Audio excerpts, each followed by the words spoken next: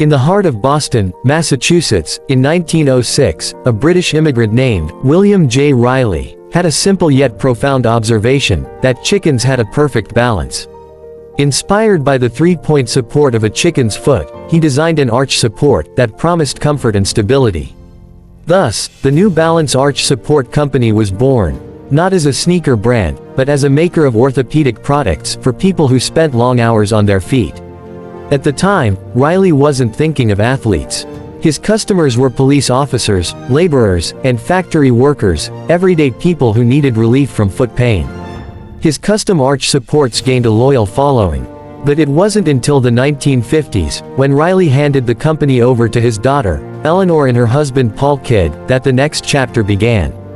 In the early 1960s, the kids noticed a shift. America was starting to run, not metaphorically, but literally.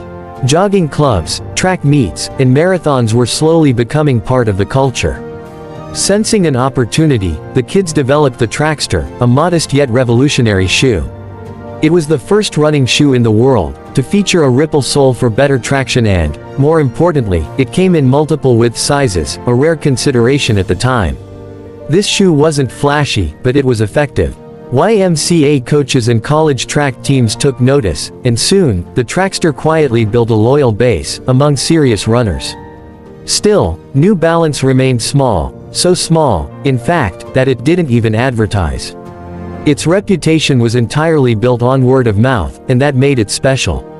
In 1972, on the day of the Boston Marathon, a man named Jim Davis bought New Balance. At the time, the company only had 6 employees and was producing about 30 pairs of shoes a day. Davis wasn't a flashy businessman. He believed in integrity, craftsmanship, and letting the product speak for itself. He understood something crucial. As America entered the era of personal fitness, people weren't just buying sneakers, they were buying into a lifestyle. And later, in 1970s, running boom turned jogging into a national obsession. Brands like Nike were rising fast, but New Balance carved out a niche among serious runners who appreciated fit, function, and the understated design. In 1976, Runner's World named the New Balance 320 the #1 running shoe in the world, and that changed everything. And suddenly, New Balance wasn't just a quiet name, it was a force. As the company grew, so did its lineup. Models like the 990 debuted in 1982, with a then unheard-of price tag of $100, signifying premium quality. While others focused on endorsements and flashy logos, New Balance doubled down on subtle design, with variations, and made-in-USA manufacturing.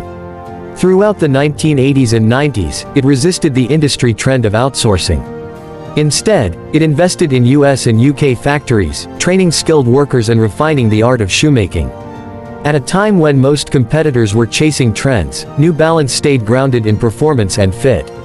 Their shoes gained popularity not just with athletes, but with doctors, nurses, dads, and anyone who valued comfort and longevity. Ironically, that utilitarian reputation earned them the nickname, Dad Shoes, in later years, a label that would eventually turn into a cultural crown. As sneaker culture exploded, a strange thing happened: fashion started paying attention to New Balance. In the 2000s, Japanese and European fashion circles began styling the brand's gray, blocky silhouettes, especially models like the 574 and 990 with high-end streetwear. These sneakers weren't just comfortable anymore, they were cool in an effortless way. Soon, designers and creative collectives came knocking. Collaborations with Junya Watanabe, Amy Leon Dore, Joe Freshgoods, and Jaden Smith began reimagining classic New Balance models in bold colors, luxe materials, and storytelling-driven drops. The brand didn't try to act young or trendy. Instead, it leaned into its identity, thoughtfulness and timeless, that built to last. Ironically, that restraint made it one of the most relevant names in modern fashion. Today, New Balance operates in a space few brands can claim: the intersection of performance, comfort, craftsmanship, and style. It sponsors athletes like Kawhi Leonard and Coco Gauff. It continues to release innovative performance shoes for running and training.